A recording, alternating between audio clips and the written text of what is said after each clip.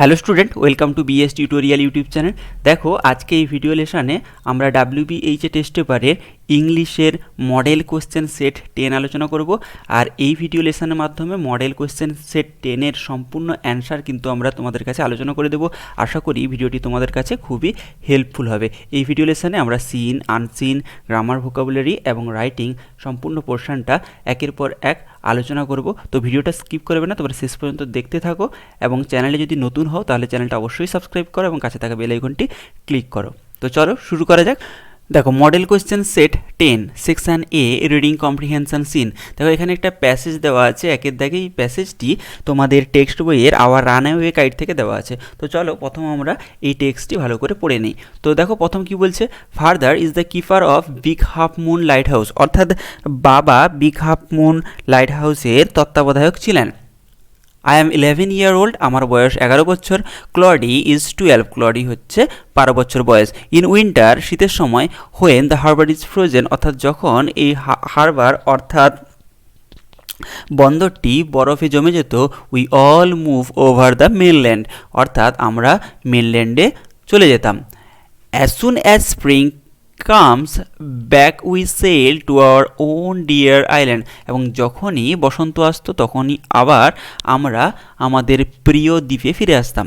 Second স্ট্যান্ডাতে বলছে, the funny part use to be that people always pitied us when the time come for us to return. মজাদার বিষয় ছিল যে আমাদের ফেরার সময় লোকজন সর্বদাই আমাদের করুণা করত। দে সেড, তারা বলতো, we must be so lonesome over there with no other children near us. তারা বলতো আমাদের আশেপাশে আর কোনো বাচ্চারা না থাকায় সেখানে আমাদের অবশ্যই একাকী লাগে। Of course Claudie and I would have like to have someone to play with us. অবশ্য আমাদের সঙ্গে খেলার জন্য আর কাউকে পাওয়া গেলে ক্লডি এবং আমার ভালো লাগতো। It is hard to run private caves and things like that with only two.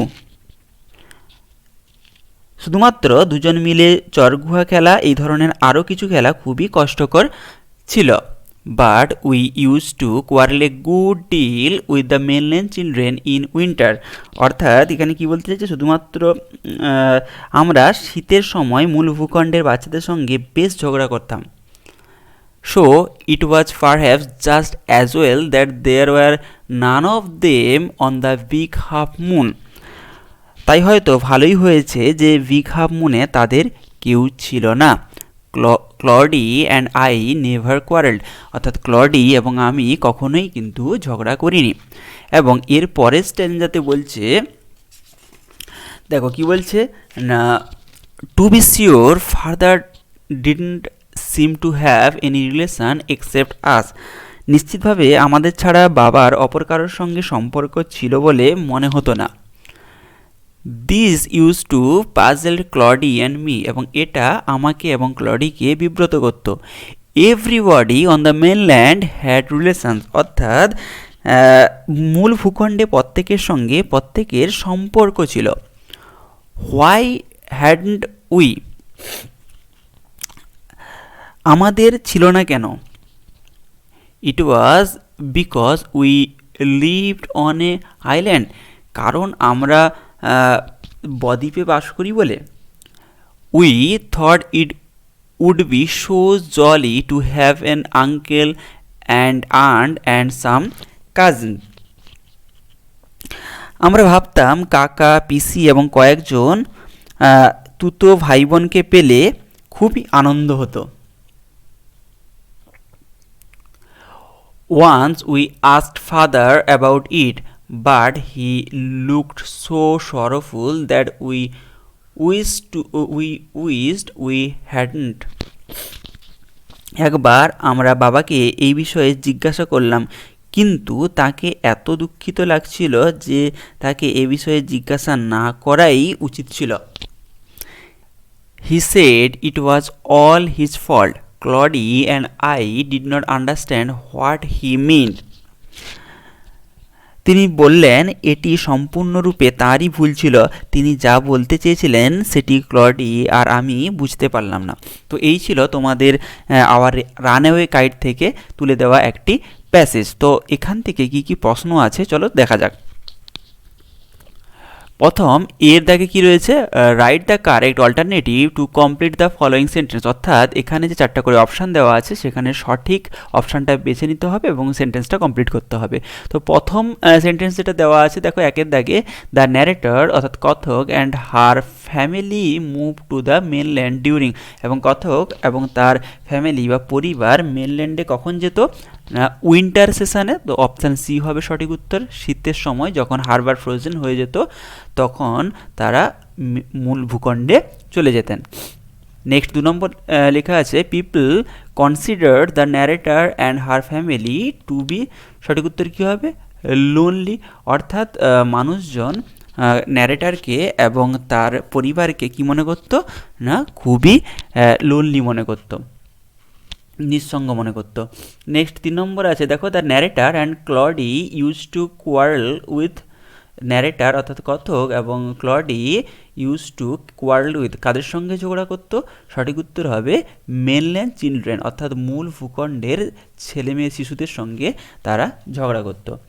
4 নম্বর প্রশ্ন, the keeper of the big half moon light house, অর্থাৎ বিগ হাফ মুন লাইট হাউসের তত্ত্বাবধায়ক কে ছিলেন, সঠিক উত্তর হবে ফাদার, অপশান ডি। আর দেখো 5 নম্বর প্রশ্ন কি বলছে, everybody on mainland had dash, অর্থাৎ মেনল্যান্ডের প্রত্যেকেরই কী ছিল না রিলেটিভস ছিল, আত্মীয় স্বজন ছিল। এরপরে বিয়ের দাগে কি রয়েছে, complete the following sentence with the information from the text, অর্থাৎ টেক্সট থেকে ইনফরমেশান নিয়ে এই যে সেন্টেন্সগুলো পূরণ করতে হবে। তো প্রথম সেন্টেন্স কি আছে, no sooner does the spring come, এবং যখনই স্প্রিং আসতো অর্থাৎ বসন্ত আসতো তখন কি হতো না came back we sail to our own dear island, আমরা আমাদের প্রিয় আইল্যান্ডের বা দ্বীপের দিকে রওনা দিতাম। সেকেন্ড সেন্টেন্স কি আছে, the narrator and the Claudie never dash, the narrator and the Claudie never quarrel, এবং অর্থাৎ কথক এবং ক্লডি কখনোই কিন্তু ঝগড়া করতেন না। Next 3 number, it is difficult to run dash, উত্তরটা কী হবে, it is difficult to run private caves and things like that with only 2। এরপরে দেখো শিয়ের দাগের কি রয়েছে, 2টো প্রশ্ন রয়েছে, তার উত্তর লিখতে হবে। তো প্রথম প্রশ্ন আছে, what did narrator and Claudie ask their father, অর্থাৎ কথক এবং ক্লডি তাদের বাবাকে কি জিজ্ঞেস করেছিলেন। তো দেখো উত্তরটা কী হবে, narrator and Claudie ask their father about their relatives, অর্থাৎ তাদের আত্মীয় স্বজনের ব্যাপারে তার বাবাকে জিজ্ঞেস করেছিল। They thought it would be so jolly to have an uncle aunt and some cousin, এবং তারা ভাবতো যে এটা খুবই আনন্দ হতো যদি তাদের কাছে একজন আঙ্কেল আন্ট এবং কিছু কাজিন থাকতো। নেক্সট 2 নম্বর প্রশ্ন, what use to be funny to the narrator and Claudie, অর্থাৎ ন্যারেটার এবং ক্লডির কাছে কোনটি খুবই মজাদার ছিল। তো উত্তরটা কী হবে, to the narrator and Claudie, the funny part used to be that people always pitied them when the time come to return the island, অর্থাৎ ন্যারেটার এবং ক্লডির কাছে মজাদার বিষয় এটাই ছিল যে তাদের ফেরার সময় লোকজন সর্বদাই তাদেরকে করুণা করত। দেখো 2 দাগে কী আছে, এখানে তোমাদের একটা পোয়েম দেওয়া আছে, পোয়েমটি তোমাদের টেক্সট বইয়ের ফেভেল থেকে দেওয়া আছে, R.W. এমারসনের লেখা ফেভেল থেকে দেওয়া আছে। তো আমি পোয়েমটা এখানে পড়ছি না, শুধুমাত্র উত্তরগুলো তোমাদের কাছে বলে দিচ্ছি। দেখো প্রথম এর দাগে কি রয়েছে, right the correct alternative to complete the following sentence, অর্থাৎ এখান থেকে সঠিক অল্টারনেটিভটা বা বিকল্পটা বেছে নিতে হবে এবং সেন্টেন্সটি কমপ্লিট করতে হবে। তো প্রথম প্রশ্ন রয়েছে, unlike the mountain the squirrel can, অর্থাৎ মাউন্টেন যেটা পারে না, unlike the mountain the squirrel can, এবং স্কুইরাল অর্থাৎ কাঠবিড়ালি যেটা পারে সেটা কি না সঠিক উত্তর হবে option A, crack a nut. 2 নম্বর, here the former refers to, এখানে ফর্মার বলতে কাকে বোঝানো হয়েছে? The former refers to mountain, এখানে ফর্মার্স বলতে মাউন্টেন বোঝানো হয়েছে। 3 নম্বর, the thing that differ from each other is, কোন জিনিসটা একে অপরের সঙ্গে কি করে না পার্থক্য করে দেয়? সঠিক উত্তর হবে ট্যালেন্ট। প্রত্যেকের ট্যালেন্ট আলাদা থাকে, তাহলে ট্যালেন্ট সবার মধ্যে একটা পার্থক্য করে দেয়। Next, the squirrel has no doubt that the mountain is dash, তো স্কুইরালের এই ব্যাপারে কোনো সন্দেহ নেই যে পর্বত কি হবে না পর্বত খুবই বড়, এই ব্যাপারে মাউন্টেনের কোনো স্কুইরালের অর্থাৎ কাঠবিড়ালির কোনো সন্দেহ ছিল না। এরপরে বিয়ের দাগে কী রয়েছে? অ্যান্সার দ্য ফলোয়িং কোয়েশ্চেন, দুটো প্রশ্ন রয়েছে, তার উত্তর দিতে হবে। প্রথম হচ্ছে name two qualities that a squirrel has, অর্থাৎ স্কুইরাল বা কাঠবিড়ালির এমন দুটি গুণ রয়েছে সেগুলো তোমরা বলো। কী হবে?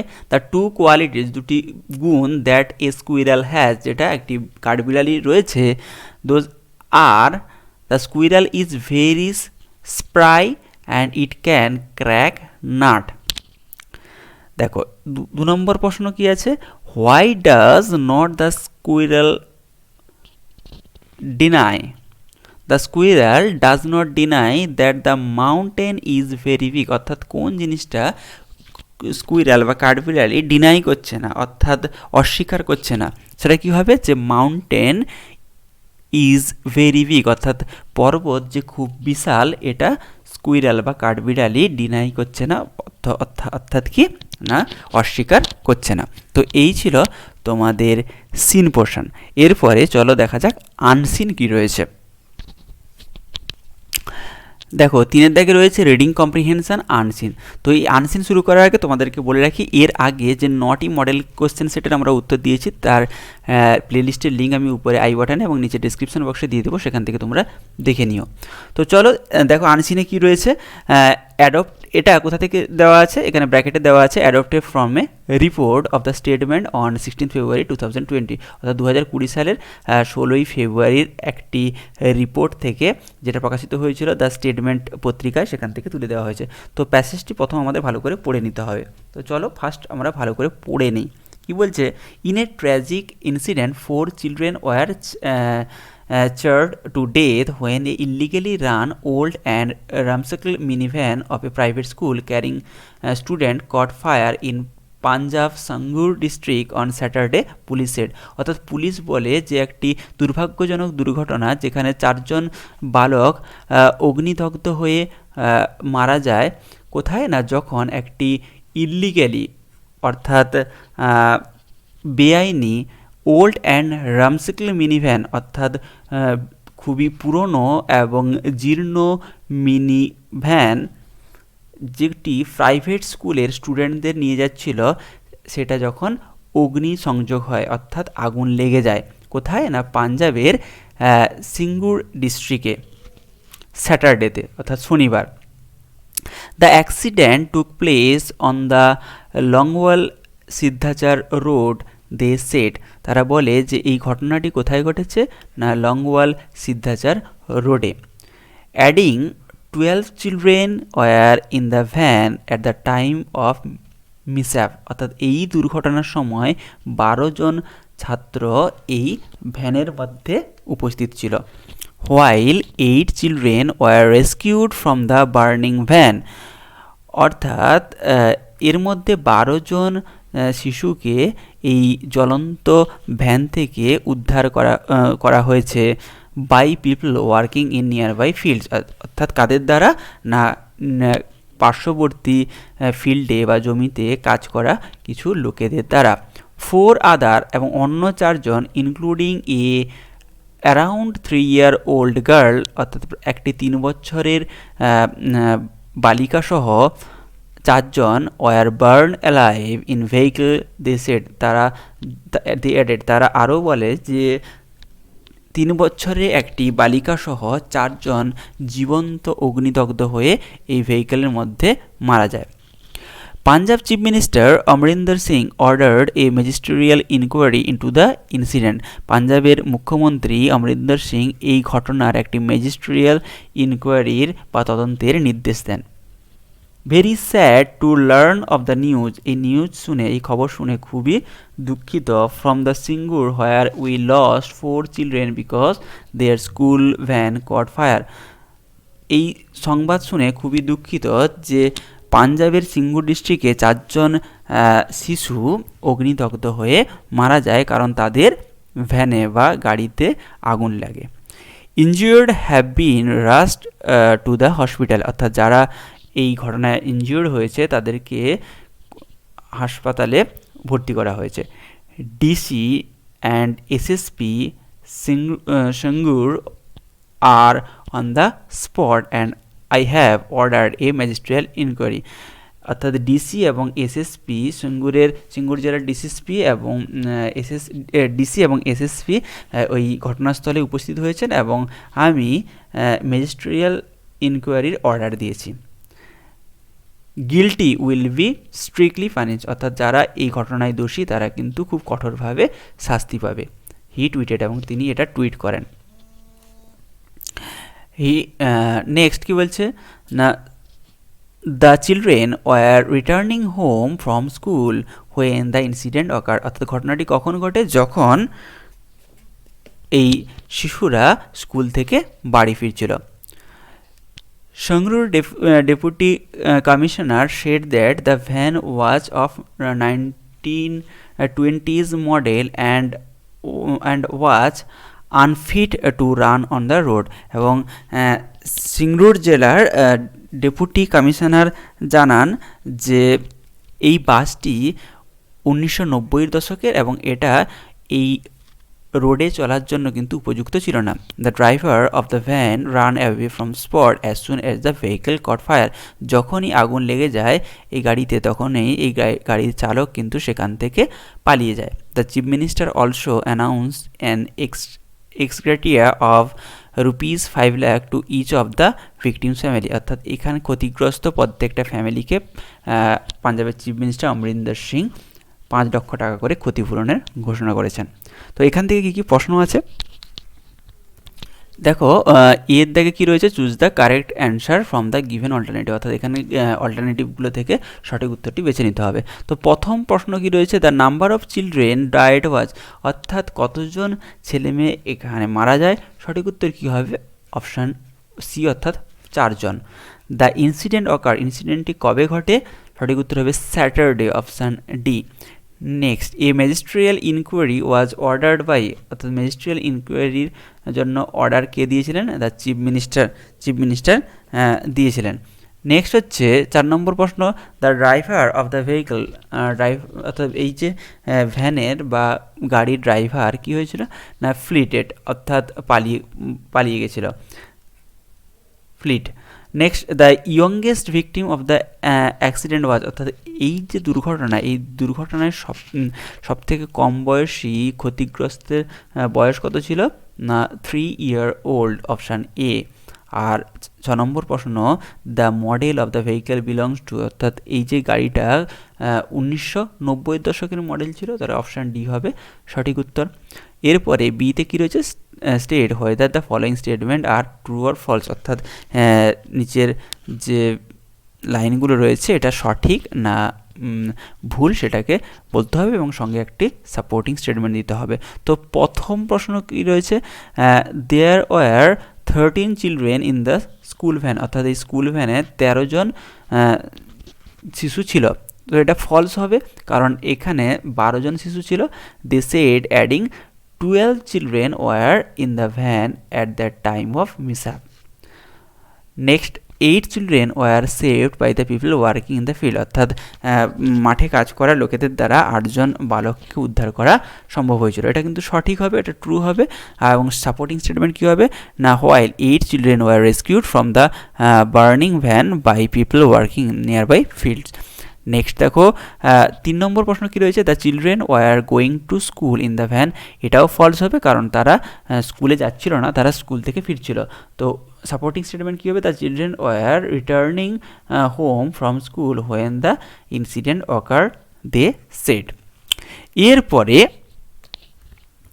দেখো সিয়ের দাগে কী রয়েছে, সিয়ের দাগে কোয়েশ্চেন রয়েছে 4টা, তার উত্তর দিতে হবে। তো প্রথম প্রশ্ন আছে, where did the accident happened, অর্থাৎ অ্যাক্সিডেন্টটি বা দুর্ঘটনাটি কোথায় ঘটেছিল। The accident happened on the Longowal Sidhsar road in Punjab Sangrur district. Next 2 নম্বর প্রশ্ন, how did the children died, অর্থাৎ এই যে বালকগুলো কীভাবে মারা যায়। The children died when a illegally run old and ramshackle minivan of a private school carrying student caught fire in Punjab's Sangrur district on Saturday.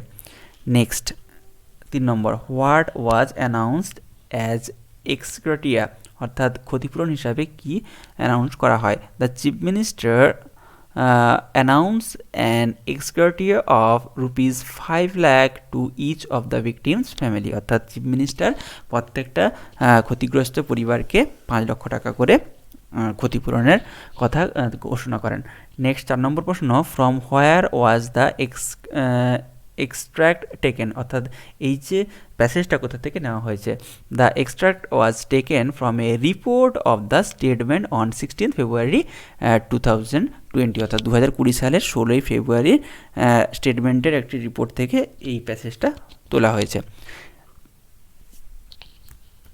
দেখো এরপরে কি রয়েছে, সেকশন বি, গ্রামার এবং vocabulary.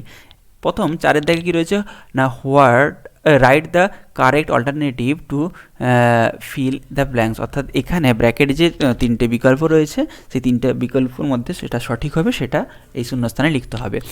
When the children dash in the field, তো সঠিক উত্তর কী হবে, when the children were playing in the field. Were playing কেন হবে, কারণ এখানে চিলড্রেন প্লুরাল নাম্বার আছে এবং এটা পাস্ট টেন্সে আছে, তাহলে কী হবে, ওয়ার প্লেয়িং। সাডেনলি, হঠাৎ, the sky dash dark and rain, তাহলে কী হবে, become, sky become dark and the rain dash, অর্থাৎ রেইন কী হয়, স্টার্টেড, শুরু হয়ে গেছিলো, তাহলে রেইন স্টার্টেড হবে। প্রথম ড্যাশে হবে কি, ওয়ার প্লেয়িং, সেকেন্ড ড্যাশে হবে বিকেম এবং থার্ড ড্যাশে হবে স্টার্টেড। নেক্সট 5-এর দাগে কি রয়েছে, fill the blanks with appropriate article এবং প্রিপোজিশন, আর্টিকেল প্রিপোজিশন দিয়ে এই শূন্যস্থান পূরণ করতে হবে। Dash student can never be free, কী হবে, a student can never be free from the responsibility related to study. এরপরে বির দাগে রয়েছে 2S ডাইরেক্টেড। প্রথম প্রশ্ন, where did you lose your bag, change the voice change করতে হবে, কি দিয়েছে, where did you lose your bag. তো সঠিক উত্তরটা কী হবে, where was your bag lost, জিজ্ঞাসা চিহ্ন। নেক্সট এরপরে রয়েছে change into indirect speech, narration change করতে হবে। তো প্রশ্নটা কী রয়েছে, mother please give me a glass of water, Tumpa said. তো উত্তরটা কী হবে, Tumpa requested her mother to give her a glass of water. 3 নম্বর, rewrite the sentence using positive degree করতে হবে। তো কি দেওয়া আছে কোয়েশ্চেনটা, reading book is one of the best habit. তো এর পজিটিভ ডিগ্রি কী হবে, very few habits are as good as reading books. এরপরে সিয়ের দাগে আছে দেখো, choose the correct phrasal verb from the list given below. এখানে লিস্টে কিছুগুলো ফ্রেজাল ভার্ব দেওয়া আছে, সেখানে সঠিকটা বেছে নিতে হবে। প্রথম আছে হি ওর এ নিউ ড্রেস, অর্থাৎ পরিধান করা কি হবে, put on. Next, I ask him to extinguish the light, এক্সটিংগুইশের কী হবে, পুট আউট। নেক্সট, রিজেক্টেড কী হবে, turned down.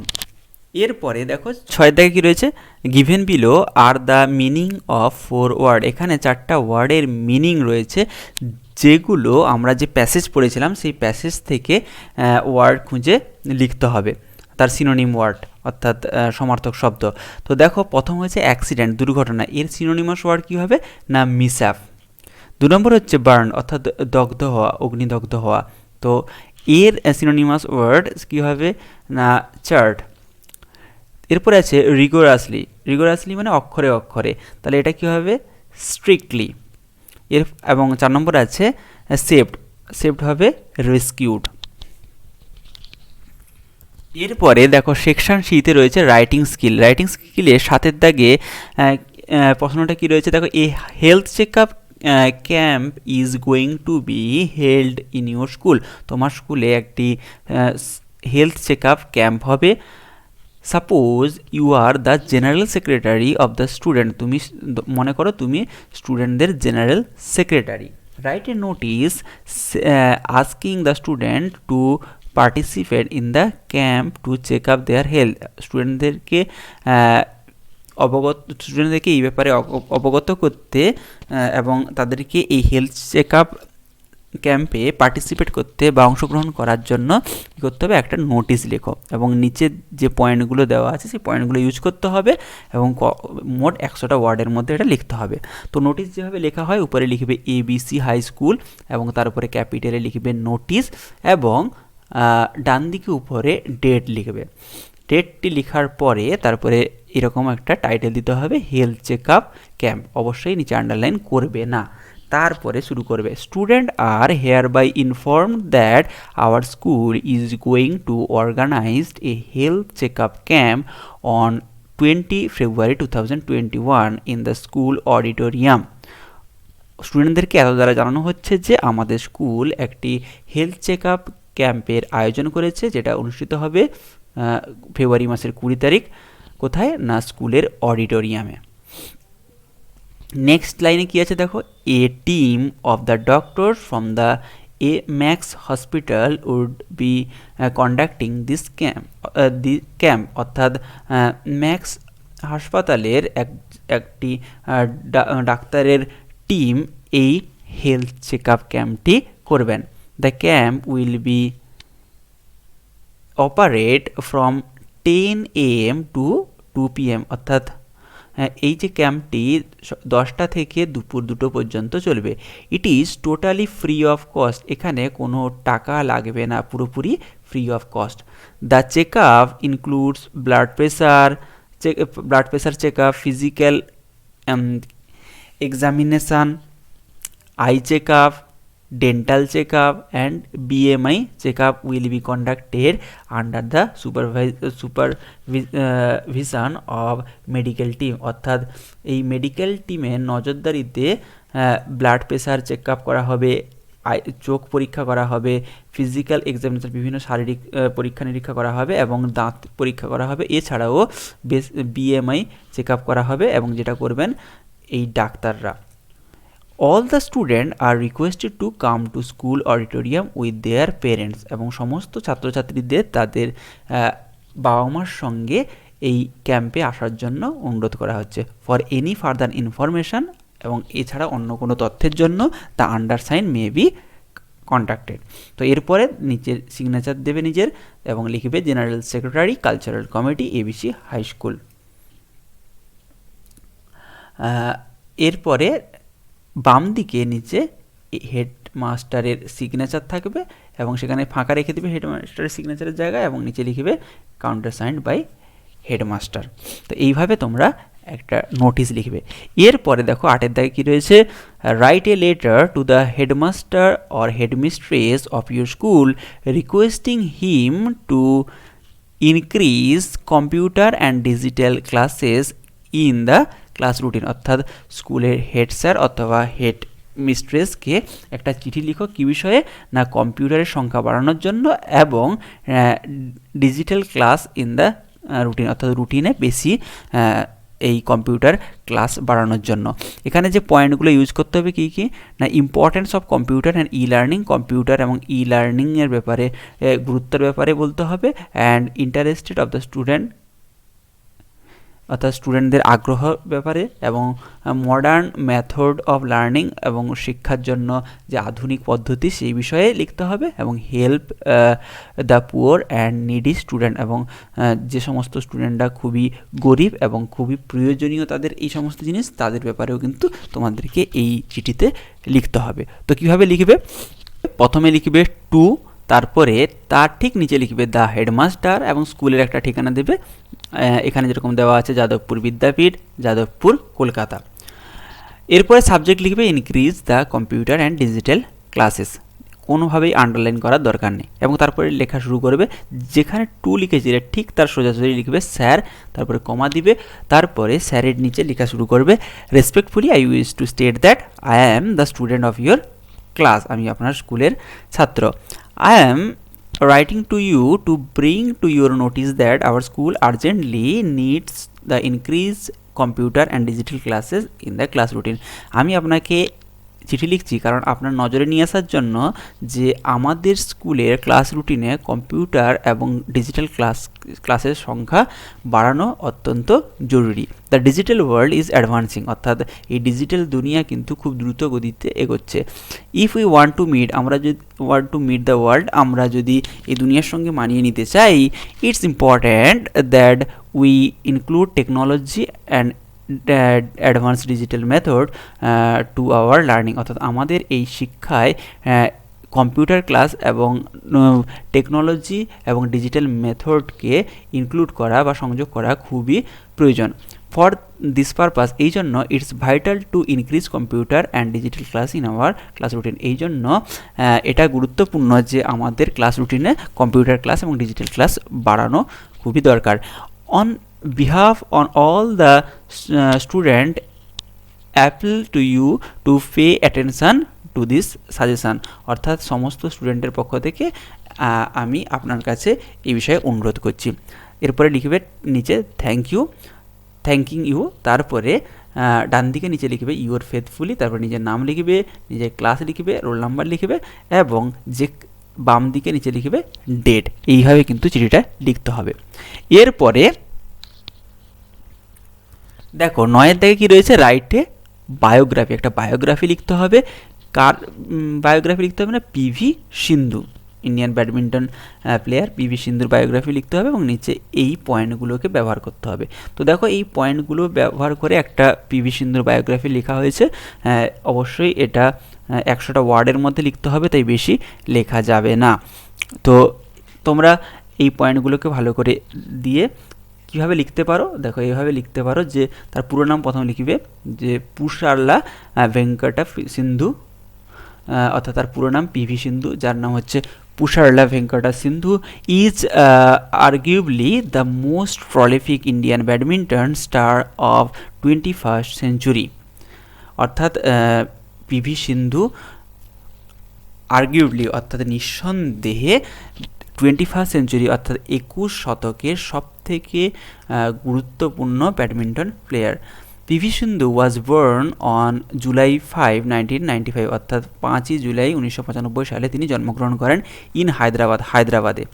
The name of her father, তার বাবার নাম কী ছিল না? P V Ramana, and the name of her mother was P Vijaya. They both were volleyball player, তারা দুজনই অর্থাৎ তার পিতা মাতা দুজনই কিন্তু ভলিবল প্লেয়ার ছিল। অ্যাট দ্য ন্যাশনাল লেভেল, এবং জাতীয় স্তরে ভলিবল প্লেয়ার ছিলেন উভয়ই। She started playing badminton at the age of 8, তিনি 8 বছর বয়সে ব্যাডমিন্টন খেলা শুরু করেন। While her parents may have been volleyball player, badminton caught PV সিন্ধুর fancy after watching Pullela Gopichand in action. যদিও তার বাবা মা দুজনই ভলিবল প্লেয়ার ছিলেন, তাও কিন্তু পিভি সিন্ধু ব্যাডমিন্টনকে ভালোবেসে ফেলেন কাকে দেখে না? পুলেল্লা গোপীচাঁদকে দেখে। গোপীচাঁদ ওয়াজ হার কোচ, এই গোপীচাঁদ কে ছিলেন? গোপীচাঁদ ছিলেন পিভি সিন্ধুর কোচ। ইন 2009 সালে P V Sindhu won the bronze medal in the sub junior Asian badminton championship. 2009 সালে P V Sindhu sub junior Asian badminton চ্যাম্পিয়নশিপে ব্রোঞ্জ পদক জয়ী হন। এ ইয়ার লেটার, এক বছর পরে, she bagged single silver in international badminton challenge in Iran, এবং এক বছর পরে ইরানের ইন্টারন্যাশনাল ব্যাডমিন্টন চ্যালেঞ্জে তিনি সিলভার অর্থাৎ রূপো জিতেন। হার বেস্ট পারফরমেন্স, তার সবথেকে ভালো পারফরমেন্স কখন ছিল না 2016 সালে, হোয়েন সামার 2016 সালের সামার অলিম্পিকে সি রিচ দ্য ফাইনাল, তিনি ফাইনালে প্রবেশ করেন অ্যান্ড গড সিলভার মেডেল এবং রৌপ্য পদক পান। এবং in 2018 Commonwealth games she also got silver, এবং 2018 সালে কমনওয়েলথ গেমসেও তিনি রূপার পদক জিতেন। তো এই ছিল পিভি সিন্ধু নিয়ে ছোট্ট একটি বায়োগ্রাফি। তো আশা করি ভিডিওটি তোমাদের কাছে খুবই হেল্পফুল হয়েছে, কারণ এই ভিডিও লেসনে আমরা এই WBH টেস্ট পেপারের মডেল কোশ্চেন সেট 10 সম্পূর্ণরূপে আলোচনা করলাম। পরবর্তী ভিডিও লেসনে আমরা পরবর্তী মডেল কোশ্চেন সেট অর্থাৎ মডেল কোশ্চেন সেট 11 আলোচনা করব। তো তোমরা অবশ্যই এই ভিডিওটি সম্পর্কে কমেন্ট বক্সে কমেন্ট করে জানাও, এবং চ্যানেলটি যদি এখনও পর্যন্ত সাবস্ক্রাইব না করে থাকো তাহলে অবশ্যই সাবস্ক্রাইব করো। Thank you.